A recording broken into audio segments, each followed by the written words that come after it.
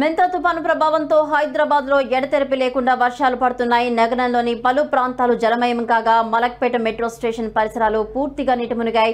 దిల్సుఖ్ నగర్ నుంచి మలక్పేట వైపు వెళ్లే ప్రధాన రోడ్డుపై భారీగా నీరు నిల్వ ఉండడంతో వాహన రాకపోకలకు తీవ్ర అంతరాయం ఏర్పడింది.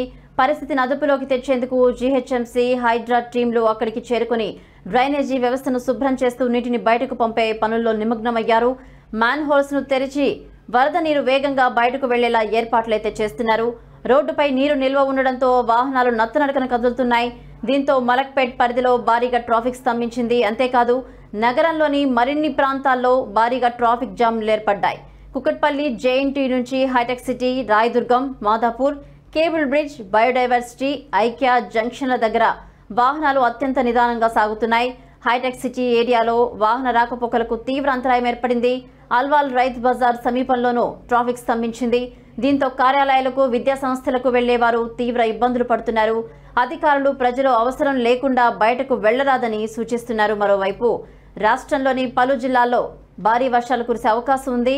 ఇటు హనుమకొండ, హైదరాబాద్, జనగాం, కరీంనగర్, ఖమ్మం, మహబూబాబాద్, మహబూబ్ నగర్, మేడ్చల్, మల్కాజ్గిరి, నగర్ కర్నూల్, నల్గొండ, నారాయణపేట్, రంగారెడ్డి, సిద్దిపేట్, సూర్యాపేట్, వికారాబాద్, అలాగే వనపర్తి, వరంగల్, యాదాద్రి, భువనగిరి జిల్లాల్లో భారీ వర్షాలు నమోదయ్యే అవకాశాలున్నాయి. ఈ జిల్లాల్లో మధ్యాహ్నం వరకు భారీ ఈదురుగాలులతో కూడిన వర్షం నమోదయ్యే అవకాశం ఉందని వాతావరణ శాఖ తెలిపింది. ప్రజలు జాగ్రత్తలు తీసుకోవాలని సూచిస్తోంది. ముఖ్యంగా రైతులు అప్రమత్తంగా ఉండాలని విజ్ఞప్తి చేస్తుంది.